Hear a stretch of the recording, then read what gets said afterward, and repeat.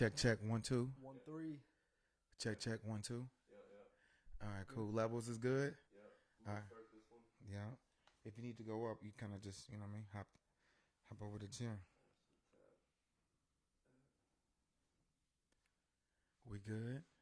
Yes, sir. All right, what's happening, good people? That's funny. My volume was up. My bad. So, what's happening, good people, man? Erick Armstrong with Entrepreneur to Entrepreneur. Today, I got Michael Frucci with me, young investor, really out here doing good things. Man, I met Mike when? What was it, about 6 to 8 months ago we connected? Or no, about, I want to say end of winter. Got you. Spring. So I think that when I first saw that you was doing your thing, it was Facebook, Yeah. and then you reached out. You was just like, "Yo, let's do dinner one of these days, or lunch or something." And so we went to Condado. Yeah, I remember that. So what made you reach out, bro? So obviously I'm seeing what you're doing.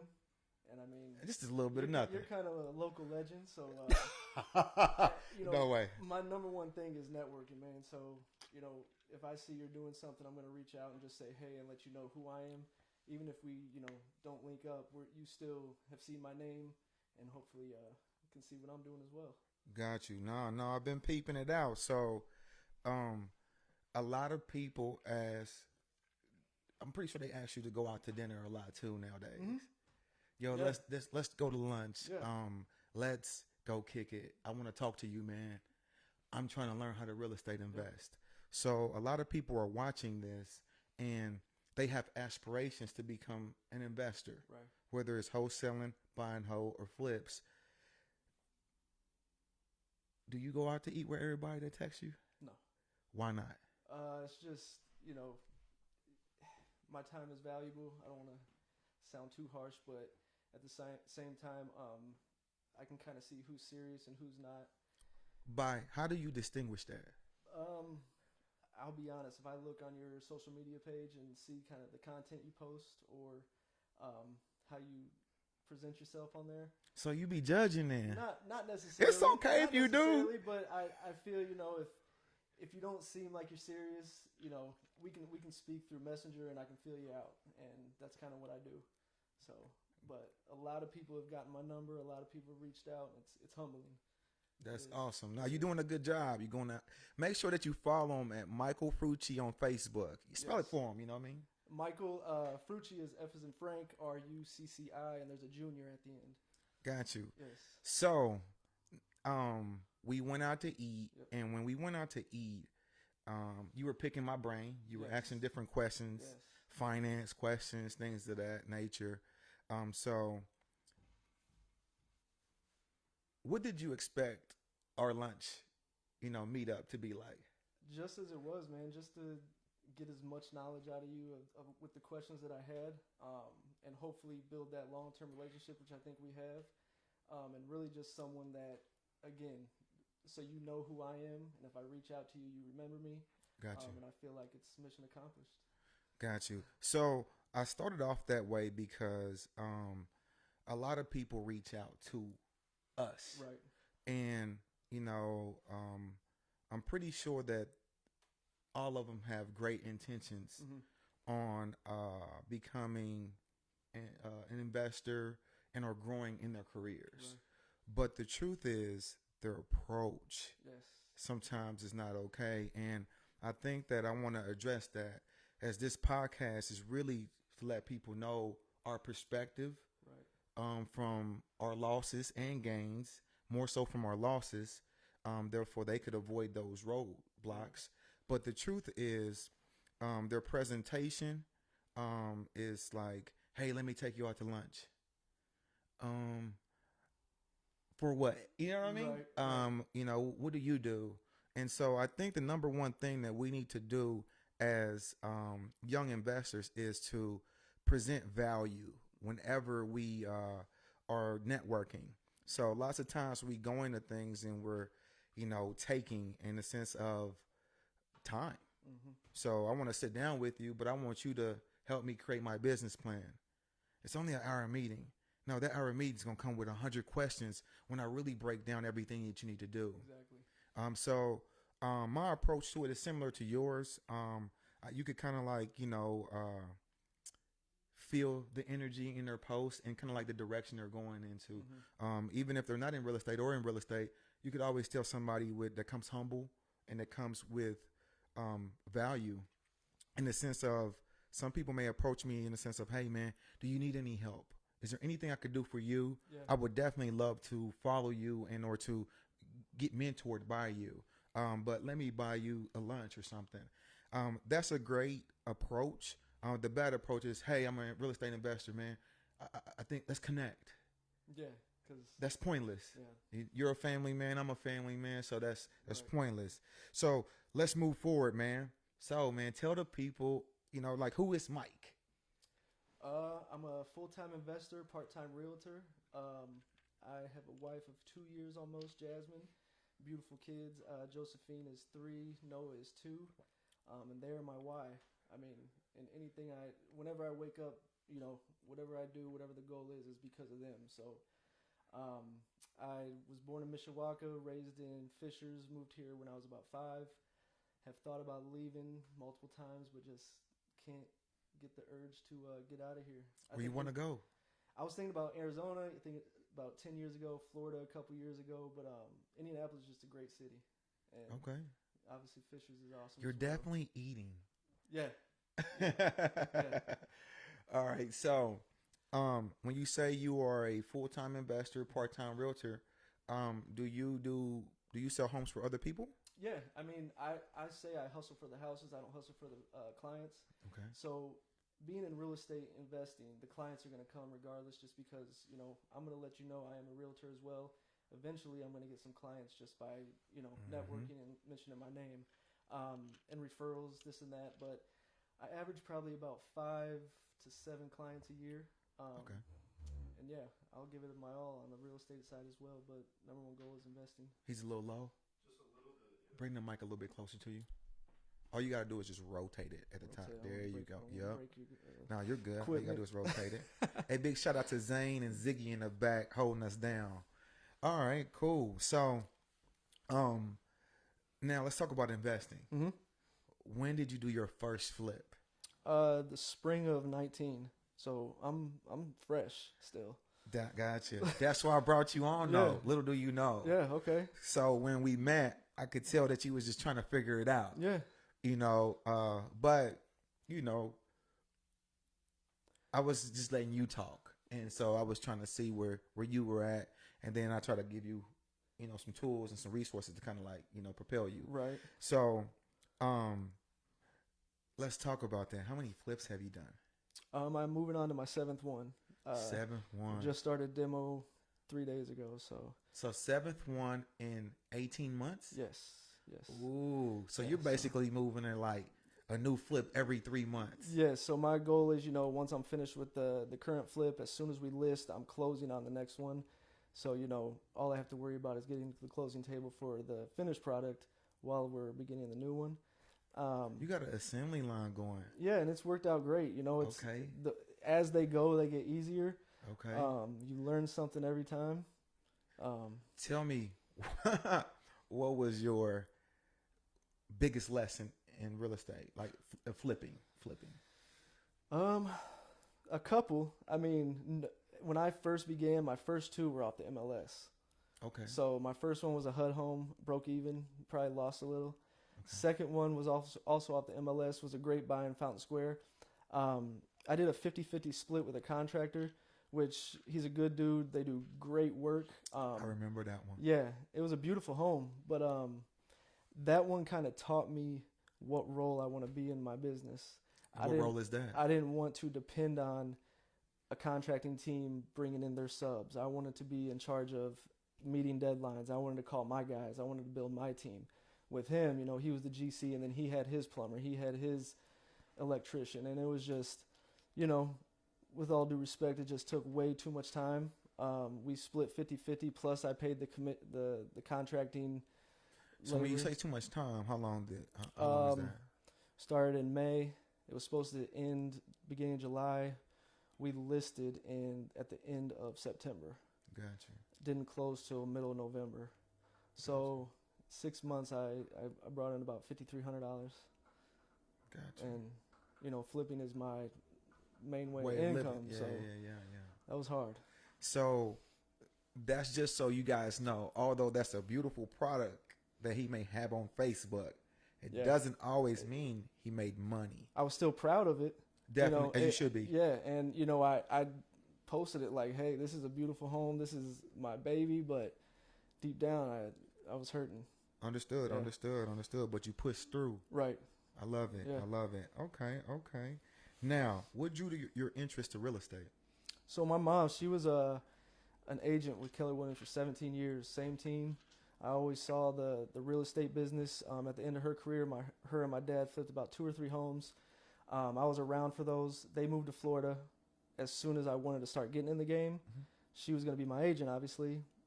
Now I'm stuck at ground zero. So my thing was, I'm going to get my real estate license. Always wanted to, but was scared of the test. Finally just kicked myself and did it.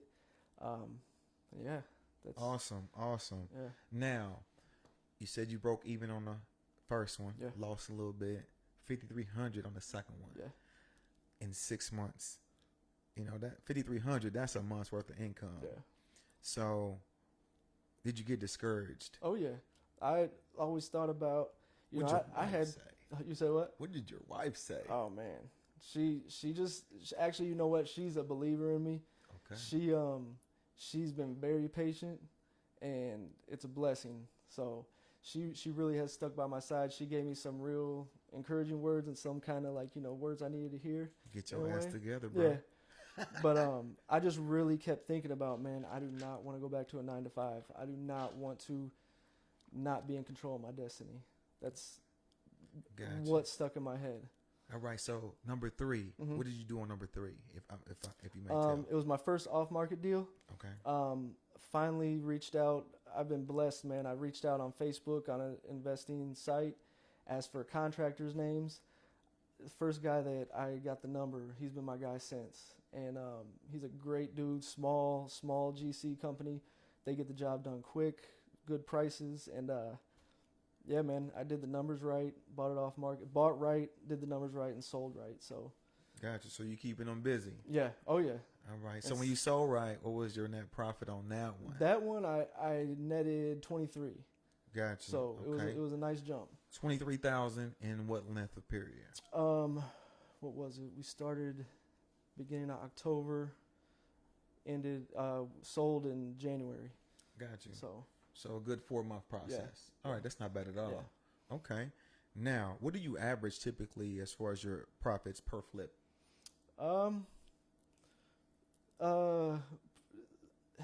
I'd say about 40. Gotcha. Now, if you're talking what I'm looking to make, just like Tone said, I'm looking nothing under 50 now. My standards have kind of rose a little bit. Are you the shit now? Yeah, no. It's okay, bro. It's okay.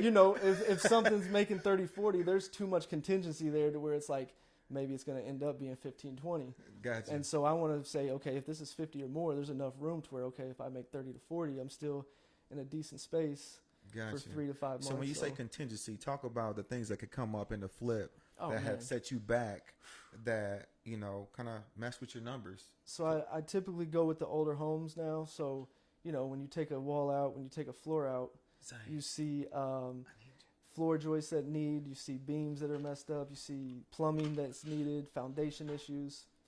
And I'm always, I put about 10 to 12% back. I like to go high just to make even if, I go high with everything, vanities, flooring, just because if there's wiggle room at the end, I'm pleased with myself. Gotcha.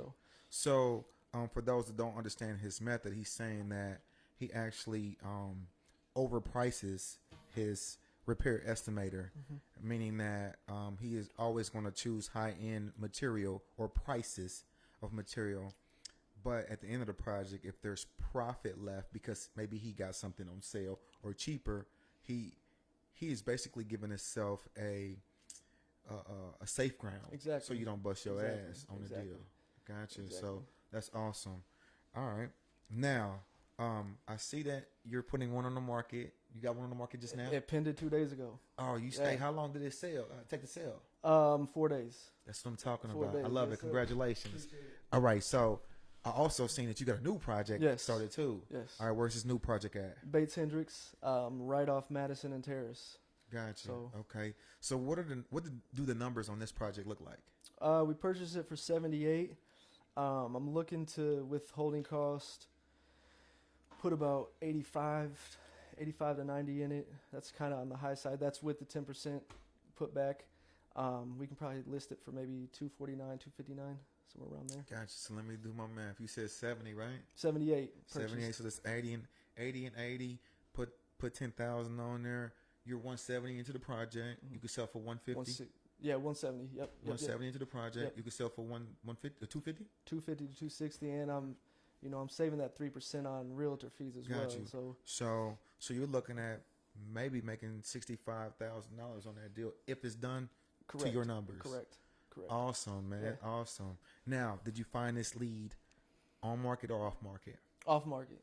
Gotcha. And I'm on a buyer's list, so I was on a bunch of buyers lists that they just email me videos, listings, pictures, all that. I love it. Yeah. Now, just for those that don't know, if you go to Entrepreneur to Entrepreneur and you go to the wholesale and acquisitions class, he is basically using the same strategy in his way to acquire deals that are off market. Therefore, he's getting deep discounts on the properties in order to really achieve these profits. But you have to understand that if you get a property from a agent or the MLS, he is basically now competing with everybody.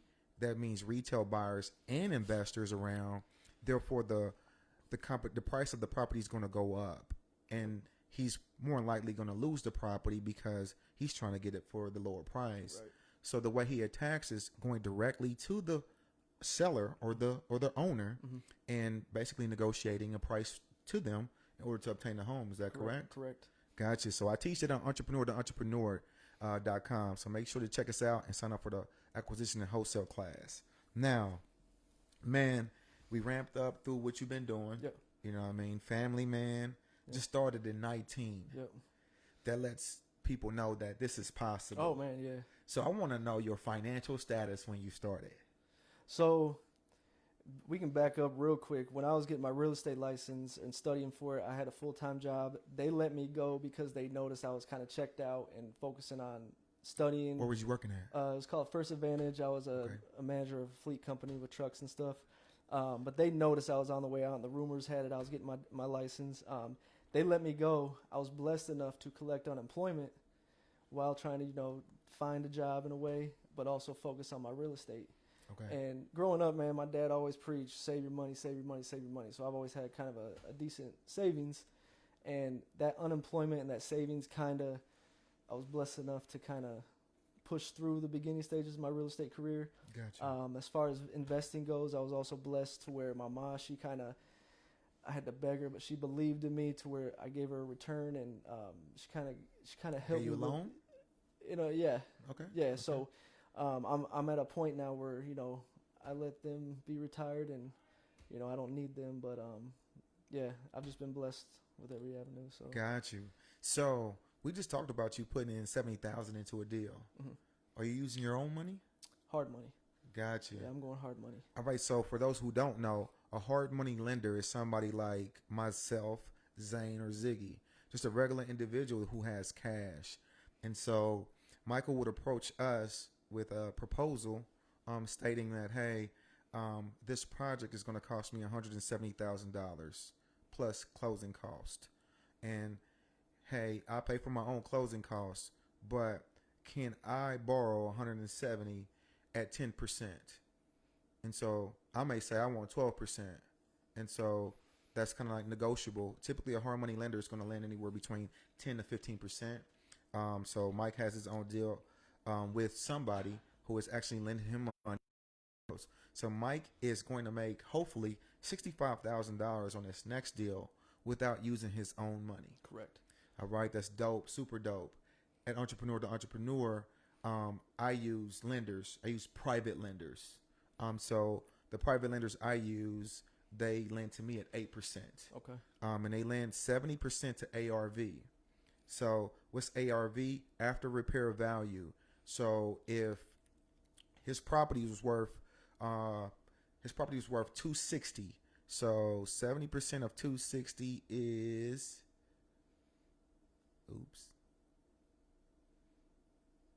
it's 180.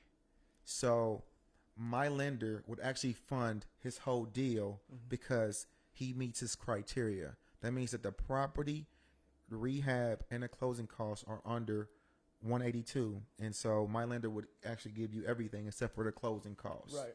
Because it's under 70% to ARV, and that basically means that Michael was making about 30% profit on the deal. Correct. And so, something that you must know about the lenders that I give you: if they decline your deal, that means that it's not a good deal. So if you're new at this, it's a way for you to leverage, like a mentor, that says, "Oh, I wouldn't invest in that," right? And that will stop you from busting your head. And, preventing that. Right. So the flip side, let's go back to private lending, because I never spoke about that because I don't use that. But a private lender, how do you back that loan? If I give you $170,000, but you fail to complete the project, you pass away, what happens? They get the house. Gotcha. Yeah. So what he's saying to me is, hey, Eric, if I mess this up, like, you could have the property, and so instead of getting 10% of 170, which is 17,000, or if it's on a monthly APR, whatever number that is, basically, I'm going to be able to obtain the home, and then flip it myself and get that 65,000. Yep. So that's how you insure a private lender. Yep. A lot of people don't know that. So if I went to Zane, I'm like, man, I need 100,000. He's gonna be like, for what? And then like this house, but this house worth $200,000, and I only need to put 25,000 into it. So I need 125.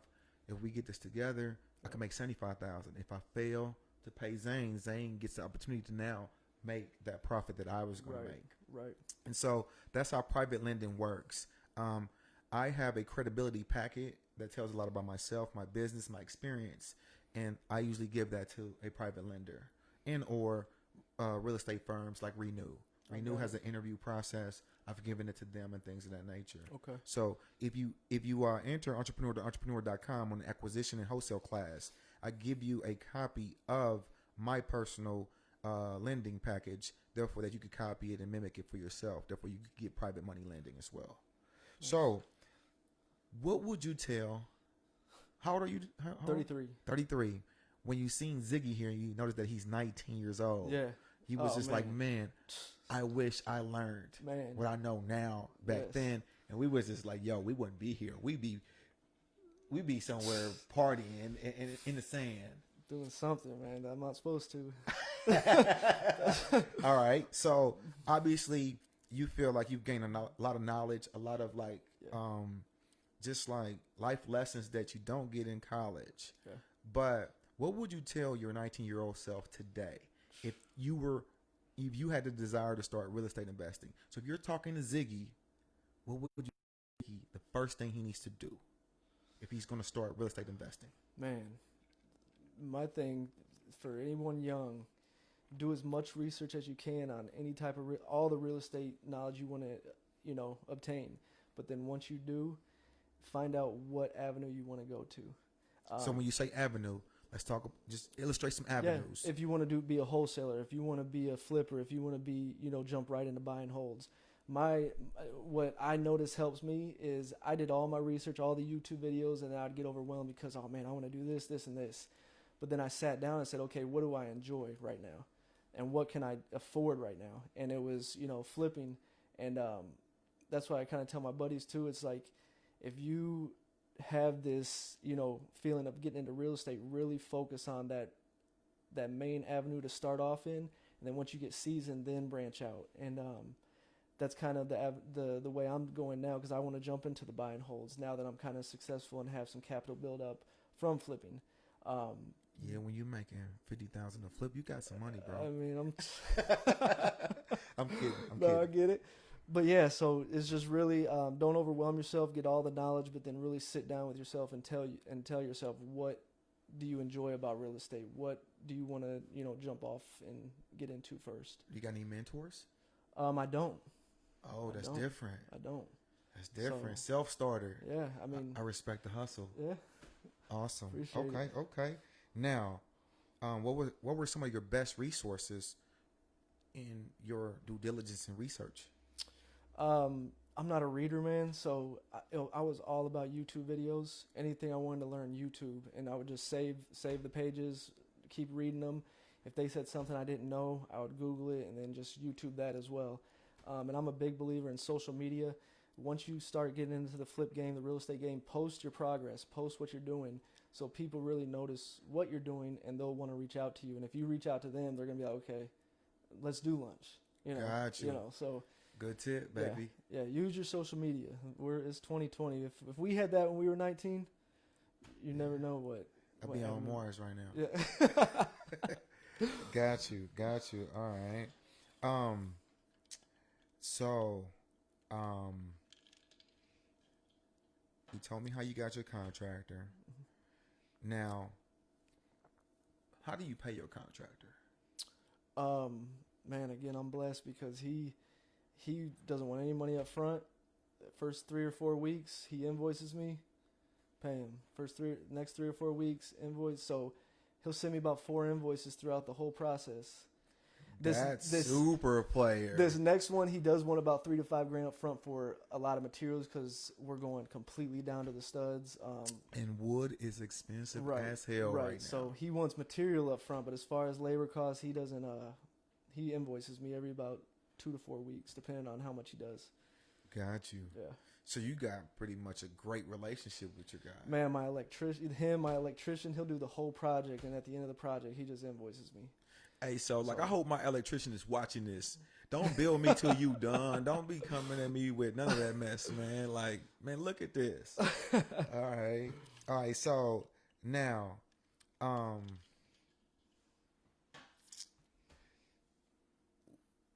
where do you get inspiration outside of family?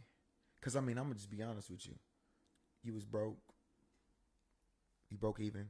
Lost a little bit of money. Mm-hmm. Your wife was on your ass. Mm-hmm. You made $5,000 in 6 months. Yeah. I'm sorry, but that's not a lot of money. No. So, I mean, outside of your why, like, what keeps you going? Man, just realizing how, ever since my children came into this world, realizing how precious time is.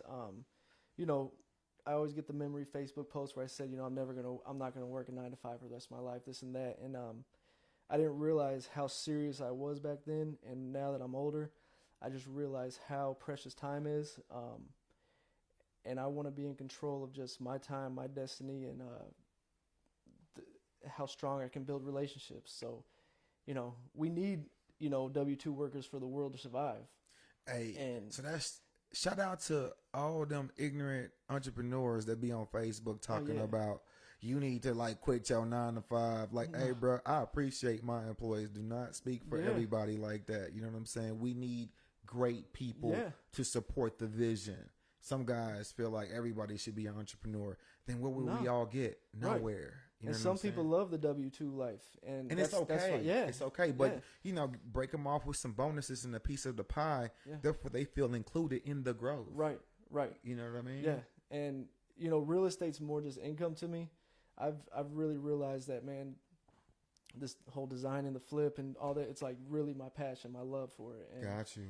So, yeah, if you find what you love, just really go after it and know that time is precious. All right, so let's talk about fuck ups. Oh, man.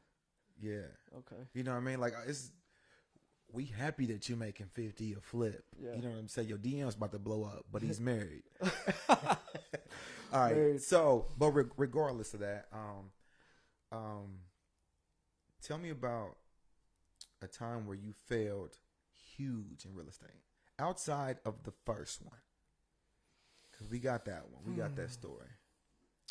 Man, it's really that second one. Not just because I partnered up with the contractor, but it was just, if it could go wrong, it went wrong. we had this water line issue. I hired this Joe Schmo, brought in a bobcat, dug up our whole yard, messed it up, and just really just that second, just the learning process and not being in control of my contractors and my team that I've built. It just really dug us a hole, literally, and it just prolonged the process. It almost got me out of the real estate game. It had my head. I shed tears certain days. It was hard. It's real. It was hard because I really wanted it and I believed in it, but it just the numbers weren't adding up that first 8 months. So I almost backed out. But it's just, man, just if you start to fail the first 2 or 3, even just if it's really what you love to do, keep going until you just feel that it's not for you. Got you. Now, you keep referring to that partnership that was kind of like tough. And again, he's a great dude. We're still cool. Like, he works for you now. No, not him. No. Okay. I'm sorry. Yeah, he's on his own little thing. So, yeah. You said, fuck out of here with that, man. I lost too much money. Mm-hmm. I understand. So, have you ever JV'd with somebody? I haven't. That's a joint venture, by the way. I haven't. And before I was able to convince my mom, that's what I really looked into was JVing, and I was all on the Bigger Pockets podcast. And if I'm in the gym, I'm not listening to music, so I'm listening to podcasts all day. And JV was a big one that I tried to get into, but I just none of the deals made sense, and none of the people made sense. So ooh, that's deep. Yeah. So when you say none of the people, man, like, this is like an unspoken like language in real estate. Yeah. You don't have to say any names, but like when you say that, like, what do you mean? Just the vibe of people, or what they wanted, or what type of role they wanted, or dig into that.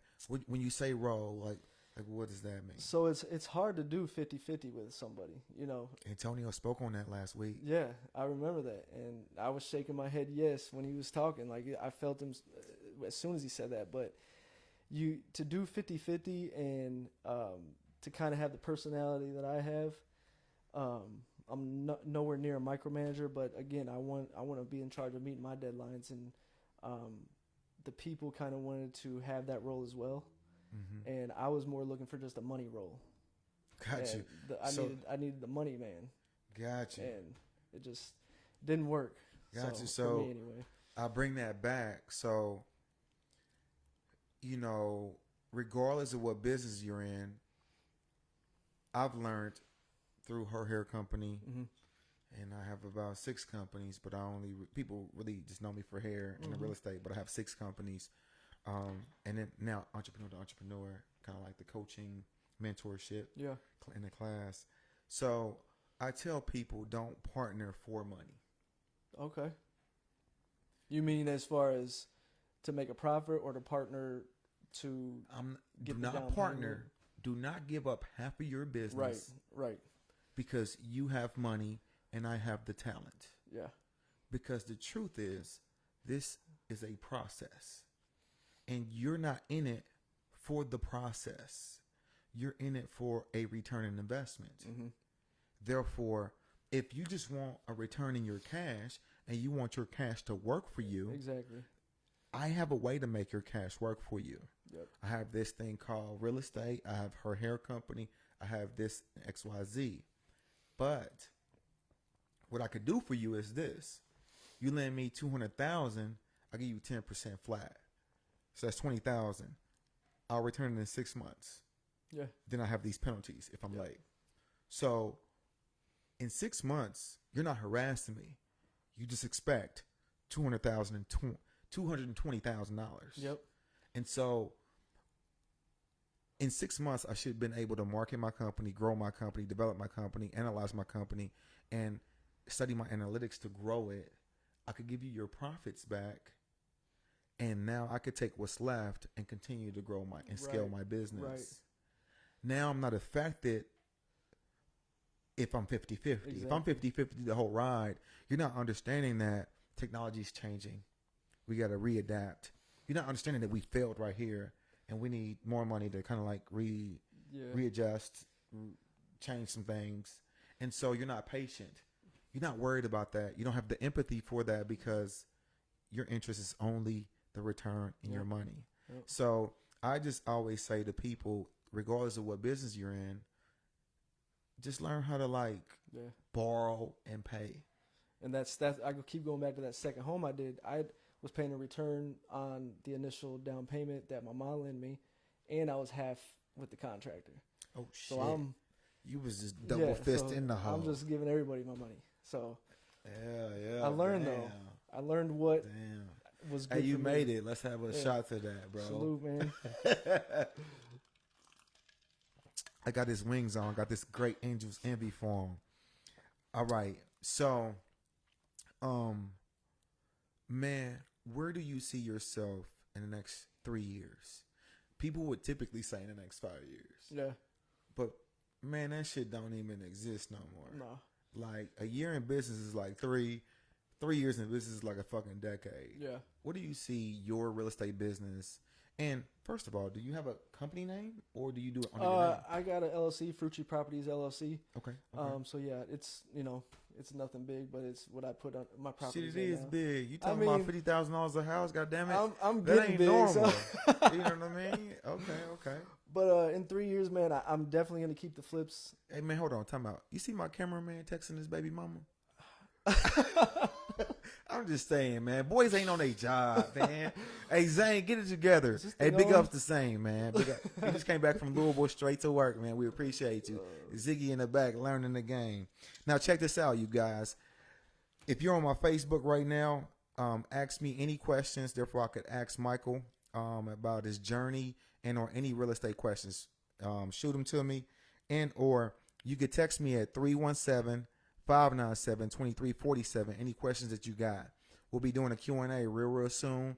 We're about to wrap up, but I want to answer all your questions. So if you're on my Facebook right now, ask me any questions that you got and we'll go from there. So, man, what did you take away from our meeting? That was like last year. Almost a year ago. And you was brand new in the game. So this is when you was in that tough situation. Right. I mean, I didn't know that. I mean, you told me you was like navigating. Yeah. Hey, you had a good mask. Right. But you was hurting. Oh yeah. I mean, I knew just by, following you, I knew kind of what you were into, and man, I got what I wanted out of it is a long-term relationship. That's really what I was looking for. Got you. We met for maybe 45 minutes or an hour. I wasn't expecting to get a lot of knowledge, even though I did, but I was looking for that network. Awesome.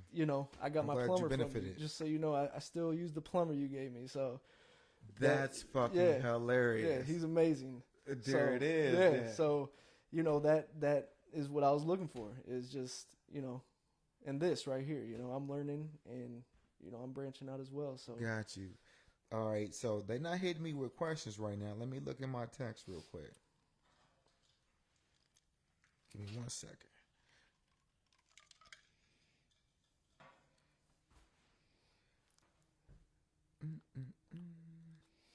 Now, while I'm doing this, man, let them know how they can find you on Instagram. Instagram, LinkedIn, and Facebook. It's Michael Frucci, Frucci Jr. on each one. Feel free to connect with me on any questions, any referrals, anything like that. But make sure you don't try to hey, what's up? I'm an investor. He told you provide value. You know what I mean? If you on Facebook cussing out your baby mama, he's not really going to dinner. Now, let's talk about branding. You kind of touched on it. You was just like, yo, post your progress. Yes. Post. So like what have you gotten from like Facebook and Instagram as far as your real estate growth in relationship building, like using the platforms? Because I feel like we don't really know how to use those platforms. Right. I've just developed a lot of relationships. I post my stuff on the Bigger Pocket site, and I got so many people DMing me that they want advice, they want a JV, they wanted this, they wanted that, and it's most of it. Do you contribute to the Bigger Pockets I mean, I post my finished product is basically. So whatever I post on my personal page, I'll post on Bigger Pockets. And you know, out of state people are saying, "Hey, let's connect. Hey, if someone lives in Chicago, they want to invest in Indy, they want me to be their project manager."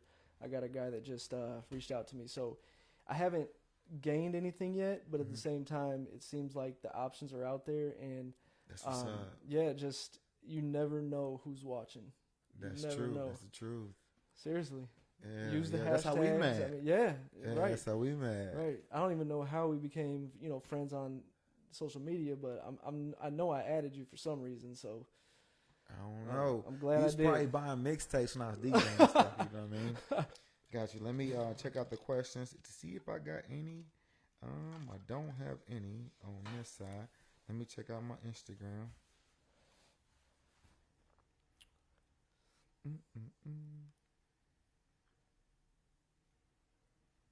I don't have too many. So I need a huge tip for the audience before you go. A huge tip. Give me a huge real estate tip. Just do your due diligence, regardless if it's on the property, on your personal preference, whatever it is. Do your own due diligence on how to get in the game, and once you're in the game, which avenue to go. And then when you're on that avenue, make sure you do the due diligence on the numbers, the property. Just don't think, you know, it's putting up some paint and moving forward. So, got you. Yeah. So now I thought of some stuff. Mm-hmm. You say you taking one to the studs. Mm-hmm. That's some different type of shit. Yeah. That ain't paint, flooring, and plumbing. This is like, you gotta think about mechanicals. You gotta think about like the ductwork, new design, everything. Yeah.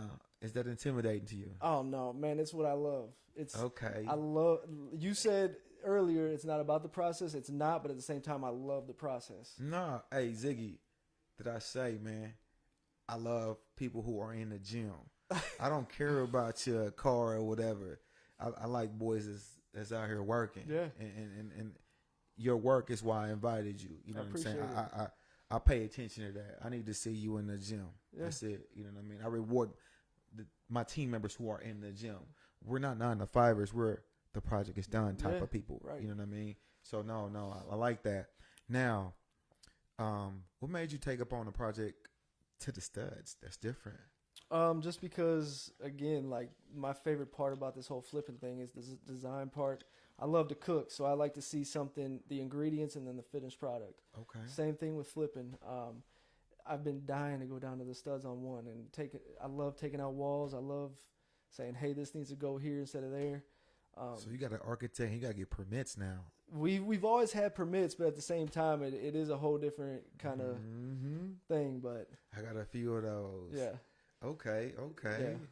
Got you. Now,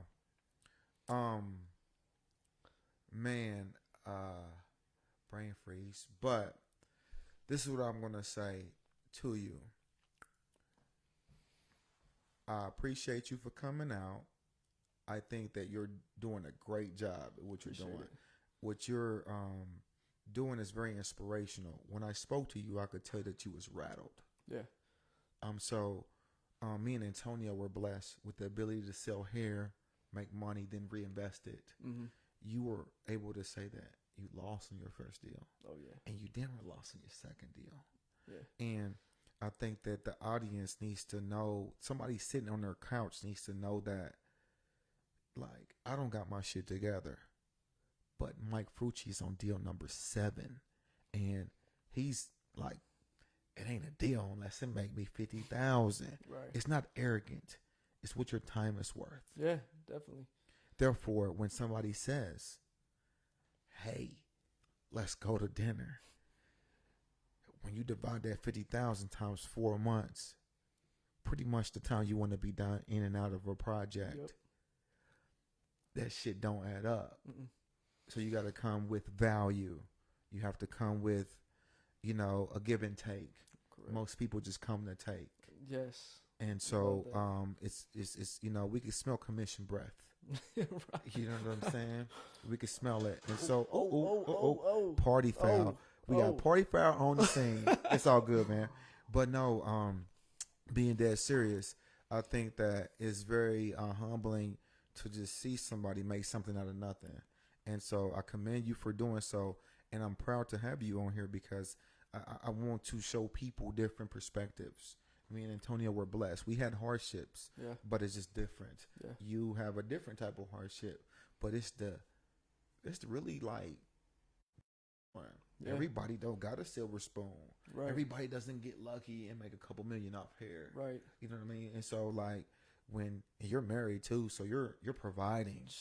So you got like pressure. Yes. I don't even want to know. I don't know nothing about that. Yes. So, you know, but no, I commend you and I thank you for coming to the podcast, man. I appreciate it. I'm going to check one more time for questions. No questions, man. So we out. See y'all later.